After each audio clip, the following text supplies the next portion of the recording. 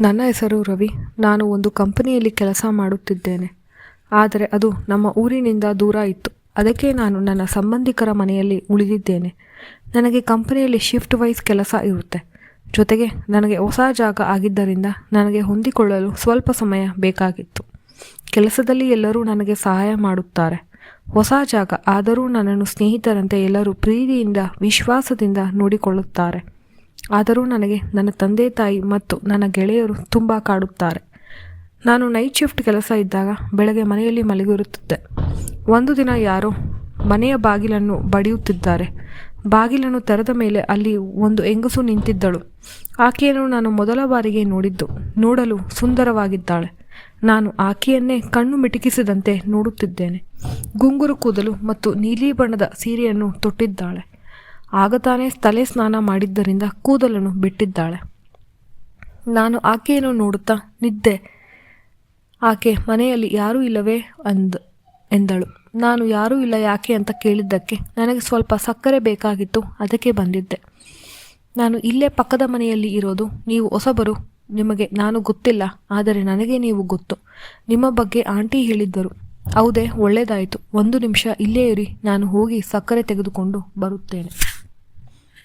ನಾನು ಒಳಗಡೆ ಹೋಗಿ ಅವರಿಗಾಗಿ ಸಕ್ಕರೆ ತೆಗೆದುಕೊಂಡು ಬಂದೆ. ಬಟ್ಲನ್ನು ನೀಡುವಾಗ ಅವರ ಕೈ ಸ್ಪರ್ಶವಾಗುತ್ತದೆ. ಆ ಸ್ಪರ್ಶ ನಮ್ಮನ್ನು ಎಲ್ಲಿಗೋ ತೆಗೆದುಕೊಂಡು ಹೋಗುತ್ತದೆ ಎಂದು ನಮಗೂ ಗೊತ್ತಿರಲಿಲ್ಲ. ಅಂದಿನಿಂದ ನಾನು ಹೋಗುತ್ತಾ ಬರುತ್ತಾ ಆಕೆ ಮನೆ ಕಡೆ ನೋಡುತ್ತಿದ್ದೆ. ಆಕೆಯೂ ನನ್ನ ಕಡೆ ನೋಡುತ್ತಿದ್ದಳು ಮತ್ತು ಒಂದು ಮುಗುಳ್ನಗೆ ನೀಡುತ್ತಿದ್ದಳು. ನನಗೆ ಅಂದಿನಿಂದ ಇಲ್ಲಿ ಇರಲು ಒಂದು ಕಾರಣ ಸಿಕ್ಕಂತಾಯಿತು.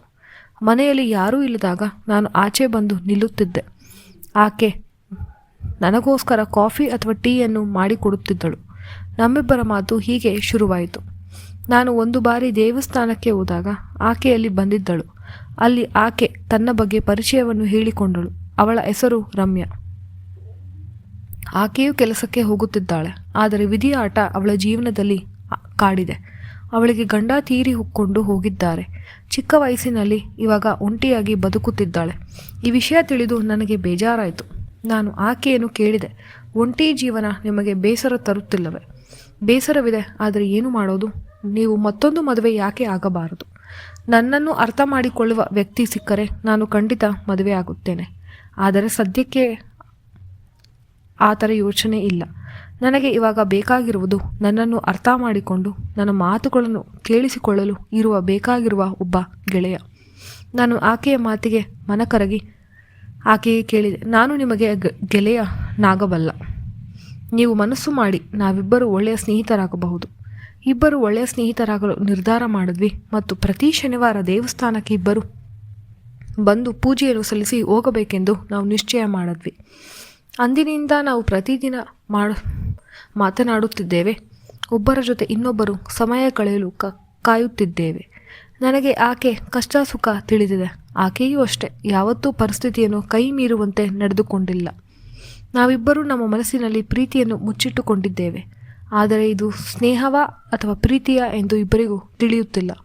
ನಾನು ಆಕೆಯನ್ನು ಒಂದು ಶನಿವಾರ ದೇವಸ್ಥಾನದಲ್ಲಿ ಕೇಳಿದೆ, ನೀವು ಒಪ್ಪುವುದಾದರೆ ನಾನು ಮನೆಯಲ್ಲಿ ಒಪ್ಪಿಸಿ ಮದುವೆ ಆಗುತ್ತೇನೆ. ಸ್ನೇಹಿತೆಯಾಗಿರುವ ನೀವು ಜೀವನ ಪೂರ್ತಿ ನನ್ನ ಸ್ನೇಹಿತೆಯಾಗಿ ಉಳಿಯಬೇಕೆಂಬ ಹಂಬಲ ನನಗೆ. ಆಕೆ ನನ್ನನ್ನು ಒಪ್ಪಿ ಮದುವೆ ಆಗುತ್ತೇನೆ ಅಂತ ಹೇಳಿದ್ಲು. ನಾನು ಮನೆಯವರನ್ನು ಒಪ್ಪಿಸಿ ಮದುವೆ ಆದೆ. ನಮ್ಮ ಮದುವೆ ಸರಳವಾಗಿತ್ತು. ಮದುವೆಯಾದ ಮೊದಲ ರಾತ್ರಿ ಎಂದೂ ಮರೆಯದ ರಾತ್ರಿ. ನಾನು ಆಕೆಯನ್ನು ಗಾಢವಾಗಿ ಪ್ರೀತಿಸಿದ್ದೆ. ನಾವು ನಮ್ಮ ಪ್ರೀತಿಯನ್ನು ಹಂಚಿಕೊಂಡೆವು. ಇಷ್ಟು ವರ್ಷಗಳು ಏಕಾಂಗಿತನ ವಿರಹವನ್ನು ಅಂದು ನಾವು ಕಾಣದಂತೆ ಮರೆ ಮಾಡಿದೆವು. ಅಂದು ರಾತ್ರಿ ನನಗೆ ನಿದ್ರೆ ಹತ್ತಿತ್ತು. ಬೆಳಗಿನ ಜಾವ ಎದ್ದು ನೋಡಿದೆ, ಆಕೆ ನನ್ನ ಪಕ್ಕ ಇಲ್ಲ. ಎದ್ದು ಬೆಳಗ್ಗೆ ಅಡಿಗೆ ಮನೆಯಲ್ಲಿದ್ದಾಳೆ ಎಂದು ನಾನು ತಿಳಿದೆ. ಆದರೆ ಆಕೆ ಮನೆಯಲ್ಲಿ ಇಲ್ಲ ಎಂದು ನನಗೆ ತಿಳಿಯಿತು. ಅವಳು ಎಲ್ಲಿ ಹೋಗಿದ್ದಾಳೆಂಬ ಸಂಶಯ. ದೇವಸ್ಥಾನಕ್ಕೆ ಏನು ಹೋಗಿರಬಹುದು ನಾನು ಅಂದುಕೊಂಡೆ. ಅವಳಿಗಾಗಿ ಕಾದೆ, ಅವಳನ್ನು ಹುಡುಕಿದೆ. ಆದರೆ ಆಕೆ ಎಲ್ಲೂ ಸಿಗುತ್ತಿಲ್ಲ. ಕಡೆಗೆ ಮನೆಯಲ್ಲಿ ಹೇಳಿದರು, ಪೊಲೀಸರ ಹತ್ತಿರ ಕೇಳೋಣ. ನಾವು ಪೊಲೀಸರ ಹತ್ತಿರ ಹೋದೆವು. ಪೊಲೀಸರಿಗೆ ಅವಳ ಬಗ್ಗೆ ತಿಳಿಸಿ ಅವಳ ಫೋಟೋವನ್ನು ನೀಡಿದೆ. ಅದಕ್ಕೆ ಪೊಲೀಸರು ಹೇಳಿದರು, ಮೊದಲು ನೀವು ನಿಮ್ಮ ಮನೆಯಲ್ಲಿ ಚಿನ್ನ ಒಡವೆ ಇದೆ ಎಂದು ಖಚಿತಪಡಿಸಿಕೊಳ್ಳಿ. ನಾವು ಮನೆಗೆ ಬಂದು ನೋಡಿದೆವು. ಮನೆಯಲ್ಲಿರುವ ಚಿನ್ನ, ಬೆಳ್ಳಿ, ದುಡ್ಡು ಎಲ್ಲ ಖಾಲಿಯಾಗಿದೆ. ಆವಾಗಲೇ ನಮಗೂ ಗೊತ್ತಾಗಿದ್ದು ಆಕೆ ಎಲ್ಲವನ್ನು ತೆಗೆದುಕೊಂಡು ಮನೆ ಬಿಟ್ಟು ಹೋಗಿದ್ದಾಳೆ. ನಂತರ ನಮಗೆ ತಿಳಿಯಿತು ಆಕೆ ಎಲ್ಲರನ್ನೂ ಹೀಗೆ ನಂಬಿಸಿ ಮದುವೆಯಾಗಿ ಮನೆಯಲ್ಲಿರುವ ಆಸ್ತಿ ಪಾಸ್ತಿಯನ್ನು ತೆಗೆದುಕೊಂಡು ಹೋಗ್ತಾಳೆ ಎಂದು. ಆ ಮುಗ್ಧ ಮಾತಿಗೆ ನಾನು ಮರಳಾಗಿ ಮೋಸ ಹೋದೆ. ಹೌದು ಸ್ನೇಹಿತರೆ, ಕನಿಕರದಿಂದ ಶುರುವಾದ ನಮ್ಮ ಮಾತುಕತೆ ಪ್ರೀತಿಗೆ ತಿರುಗಿತು. ಆದರೆ ನಡೆದುದೆಲ್ಲ ಸುಳ್ಳು ಎಂದು ನನಗೆ ನಂಬಲು ಸಾಧ್ಯವಾಗುತ್ತಿಲ್ಲ. ನಾನು ಮೋಸ ಹೋದೆ. ಮೋಸ ಹೋಗುವವರು ಇರುವವರೆಗೂ ಮೋಸ ಮಾಡೋರು ಇರುತ್ತಾರೆ. ದಯವಿಟ್ಟು ಇಂಥ ವಿಷಯಗಳಲ್ಲಿ ನೀವು ತುಂಬ ಹುಷಾರಾಗಿರಿ. ಈ ಕತೆ ನಿಮಗೆ ಇಷ್ಟವಾದರೆ ಲೈಕ್ ಮಾಡಿ ಮತ್ತು ಚಾನಲ್ನ ಸಬ್ಸ್ಕ್ರೈಬ್ ಮಾಡಿ. ಧನ್ಯವಾದಗಳು.